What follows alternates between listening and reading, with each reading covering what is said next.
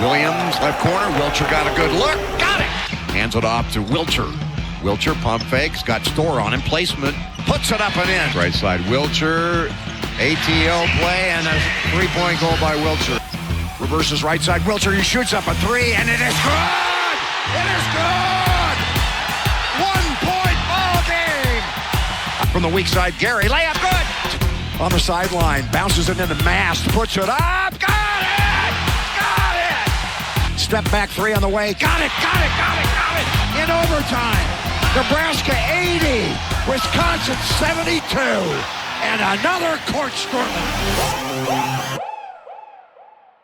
Oh boy, those are some fun Hy-Vee sounds of the game. The Huskers pull off a huge upset over number 6 Wisconsin in pretty unusual fashion. Fall way behind a team like that, the way they play, they're hard to come back on, but you did it. Well, they're really hard to come back on, and I'm sure you saw the stat that they were 120-0 in games where they led by 15 or more at halftime. So, listen, our guys really responded. We lit into them in a big way, as animated as I've been in a halftime locker room, and I give our guys all the credit in the world for going out and reversing and finding a way and getting a formula.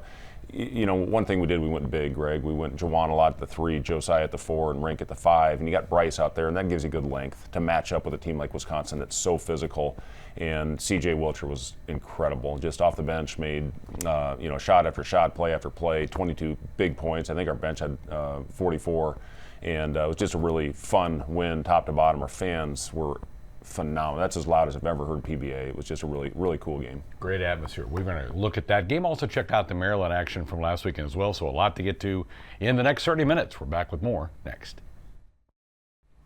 Welcome back to the Nebraska Basketball Show presented by BMO. Last weekend, the Huskers traveled back to the East Coast to take on the Maryland Terrapins, who are playing better basketball. They got a midweek road win at Iowa, and yet you were the aggressor early, up 12-2. Yeah, we came out, we hit shots early, and the important thing is we were getting stops. I thought our blockouts were on point, and we weren't taking the ball out of the net, and that got us out, and we get up 10 right away, which is important, Greg. We talk a lot about that in these early games, the importance of going out there and setting the tone. Good little inbounds play, running Rink off a stagger, and here you see it. And then it pretty much, wish this highlights could stop here, went pretty much downhill, and they they exposed us on some things. Good possession right here against the zone, still nice lead. And then the end of the half is really where this thing got away from us. Once they started making shots, they were able to get into their press, and that really bothered our team.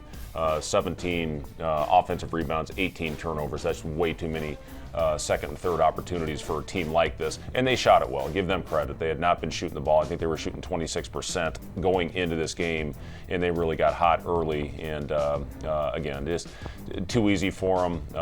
Tough with the pressure, and that's where the game got away. Yeah, you handled the pressure really well the first 10, 12 minutes of the game. As you can see here, we're 7:26 to go, still 6-point game. Then the pressure seemed to kind of wear down the Huskers. It did, and again, we weren't getting stops. And when you don't get stops, you take it out of the net, that ball's going to the hoop, they can set that press up. And, last year at our place, we did a great job handling their pressure and then came up with a big win. Again, give them credit. They are playing their best basketball of the season right now. And this is a team that was picked third in the preseason polls, and they're playing like it right now. They do, as you mentioned, don't shoot the 3 really well. They made 11 in this game. Overall, though, they shoot 40%, which you can live with that, but the offensive rebounds gave them multiple attacks every time down the floor. Yeah, we talked a lot about that. The two biggest keys for us, if we can take care of the ball and if we can compete on the glass, we're going to have a good chance to win. We did it both against Ohio State. We win by 20.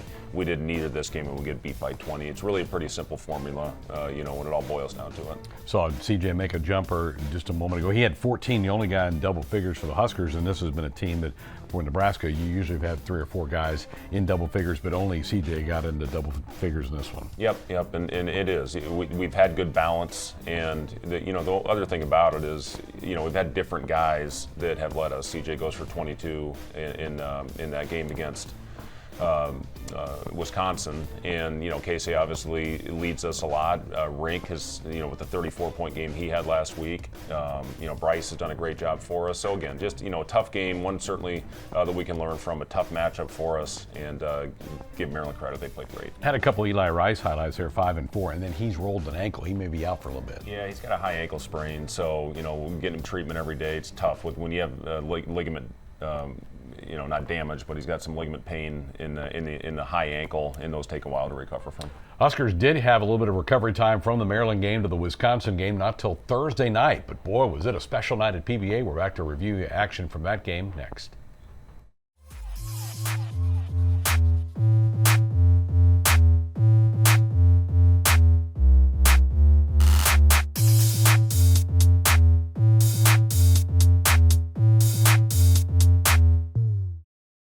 Welcome back to the Nebraska Basketball Show presented by BMO. Well, the Huskers Thursday night got to host number 6 Wisconsin at PBA.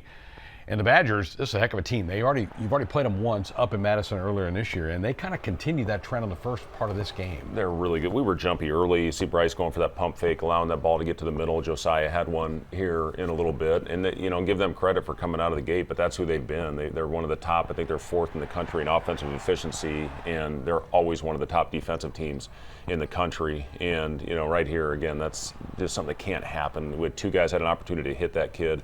We don't do it, and he gets a wide open layup. Good take by Jamarcus right here to kind of keep us in striking distance, but then it got away from us late in the half, and they got it up to 19. But we kept fighting. That's a mistake there. Josiah's got to stay. He can't leave when the ball's on that strong side.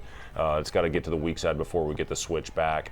I thought our double teams were much better this game. They were much more decisive. We had better hands, and we had a lot of deflections. We had 27 deflections in this game, and that was a big factor in this win. You end up forcing 16 turnovers. A batch of them came in the second half. They shoot 55% in half one, and it was just like Nebraska seemed to be a step slow getting to places. Yeah, and again, that's who they are. That's who they've been all year. They've shot a very high percentage. And to your point on the turnovers, to get 16 against this team, they just don't turn the ball over very much. So that was, again, a huge part of us getting back into it when you can turn them over, because they make you guard. They're very methodical in their offense. They make you move side to side. You give up an offensive rebound, you're going to defend for a long time. Great inbounds play by CJ. And this is where it really got away. We cut it back, and Chucky gets 2 steals in a row. That was a 3-point play, and they score 5 consecutive. So that was that tough stretch that took us into a hole in that second half. A.J. Storr, the St. John's transfer, huge first half. You cooled him off in the second half, and we're about to get to the point where this thing really kind of switches toward the Huskers. Yeah, A.J. Storr is so talented. He's a pro in my mind, just with his size, athleticism, and the way he's shooting the ball. Again, Josiah getting jumpy. We just got to stay down on that, make him finish through the goalposts.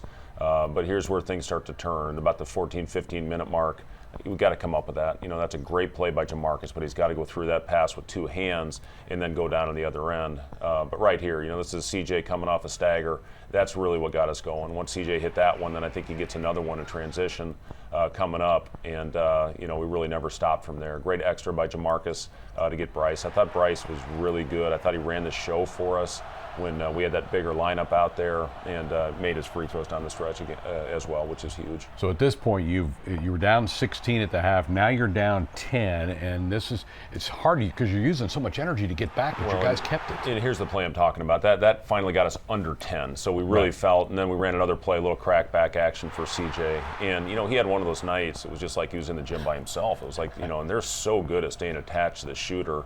And CJ just did a great job of, continuing to do it. And our guys set good screens for us, and we executed well. Here you get it tied, 52 all. 8 minutes, still a long way to go in this game. It was huge, I think, at some point to kind of grab a lead, but they kept kind of pushing. Now Klesman goes for 11 straight here in a minute. Yeah, big play by Sam right there. I thought he was terrific defensively for us and made a lot of really high-energy plays. You can't lose a kid like that. And then this is the stretch you're talking about where I think he scored 8 in a row.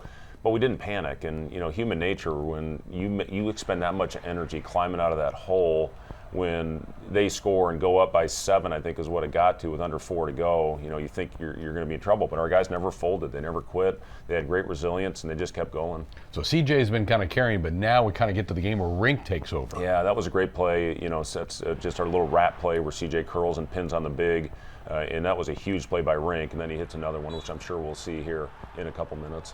So Wisconsin with a stick back there, 5-point game, 2.5 to go, and yet your guys just had a look about them that they were going to win this game. Yeah, that's a huge play. That's a little switch attack that had the big on Bryce. Tough shot. And then here's that step back. Just not exactly how we drew it up. We wanted to get him a little cleaner look, but with a minute to go to tie it up, that's just a huge play. Good play by them. Josiah's got to stay right there and switch that, but. Big play for them. And then, we didn't have a timeout to call here, so we just went to a middle ball screen and they defended it well, to force the overtime. Yeah, Bryce not able to make it, so 67 all, headed to OT. And man, your defense was so good in the extra period. They just go 1 of 7 in the final five. Well, and one thing we were able to do by not fouling and by not putting them in the bonus, we were able to get offense defense by getting Josiah in there and getting a little bigger and stronger. Great play by Rink there, a little ISO with the elbow to get us going there, and then a really good read. We knew they were going to get out and deny that swing pass, and a really timely, great pass by Rink, and a good three-point play there by Jawan. One of his 3 assists in the game, and you kind of grab control right here, then you're able to make some free throws and just kind of kept after him in the latter stages of this one. Yeah, huge play by Bryce. They're elite at being vertical. They do a great job making you finish over length, but just a huge finish right there by Bryce. And great patience on this possession. 2 on the shot clock. We're able to milk it down and then found the switch. Good hands by Bryce. We call that staying in the window. He wasn't able to make that pass across the chest. Great defense by Jawan and Sam coming and getting the loose ball. And another court storm. Just a really fun game to celebrate with our unbelievable fans. Down 19 at one point, largest Husker comeback in Big Ten play. It's been 10 years since Nebraska's beaten 2 top 10 teams. You got to go back to when the guy named Bush was coaches. We won 2 top 6 games. Yeah, it's pretty cool to be in the same category as my grandfather, who beat I think Kansas was number 3, and then they followed that up with Kansas State, who was number 1, and they did that in the same week. So that's pretty cool. Well, awesome night, 80-72, the final. The Huskers pick up the victory, their 16th win of the year, and they get back above 500 in league play. That's big as well. 6-5 now in the conference. We're back to check out another Hoiberg on this Husker team. Sam, we'll have a conversation with him next. Welcome back to the showtime for this week's Cornhusker Conversation, brought to you by our friends at Teammates. This week, Jessica Cootie sits down with Husker sophomore guard Sam Hoiberg. Coach Linzer talked about you're one of the defensive captains, that he relies on you a lot for what you guys want to do on the defensive end. Why do you have such pride in yourself and what you provide for a team on the defensive end?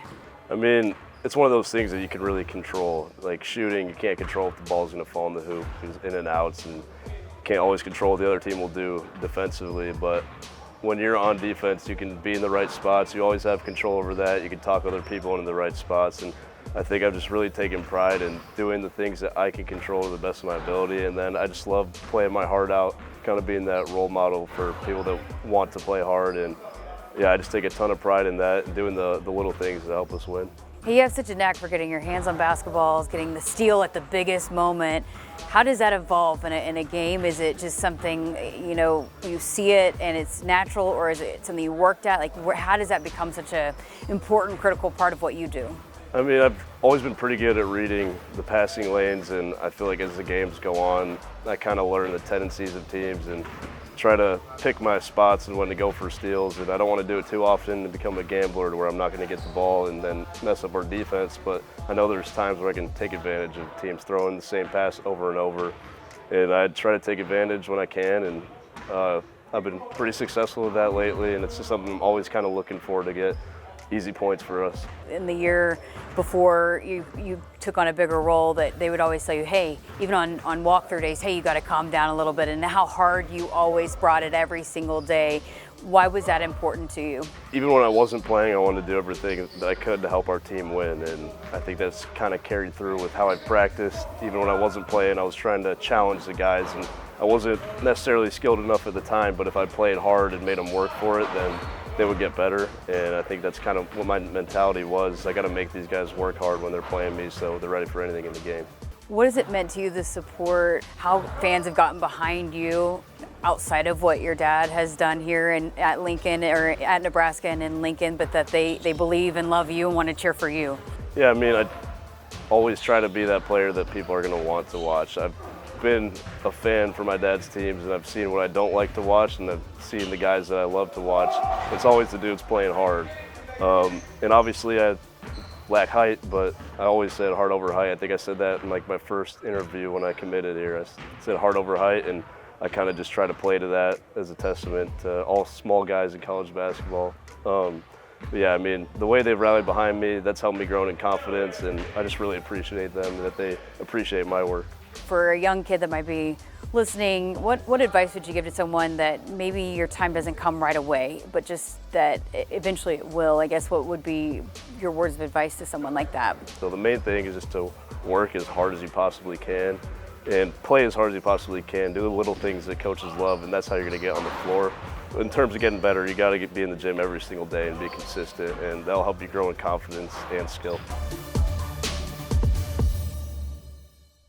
Nice sit down with Jessica and Sam. This has got to be so much fun for you to be able to coach your son.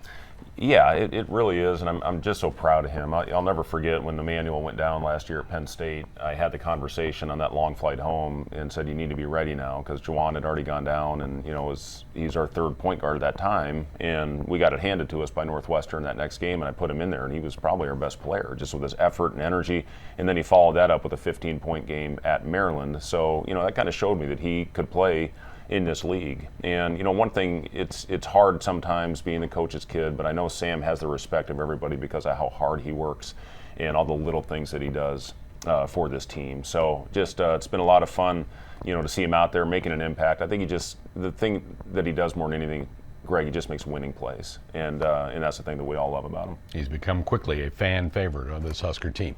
Back with some final thoughts from the coach next. Welcome back to the Nebraska Basketball Show. Huskers will go back to the state of Illinois to take on Northwestern in a midweek game, and then a home game with Michigan. We've not seen them yet. Sold-out crowd at PBA. Never gets easy in this league, does it? No, it doesn't. Tough stretch. A lot of games in a short amount of time, finishing with these next two with Northwestern and Michigan. And, we just got to continue to go out and compete. Northwestern obviously had a great game against Purdue, had a great chance to win it. And then I know the Michigan game is already sold out. So that'll be a lot of fun with that one as well. A little bit earlier tip-off. But, just got to be on point. Hopefully go out and play consistent for 40 minutes. Very good. All right. We'll be back next week with another inside look at Nebraska basketball. My thanks to the entire Husker Vision crew and to you for watching. We'll see you again here next week.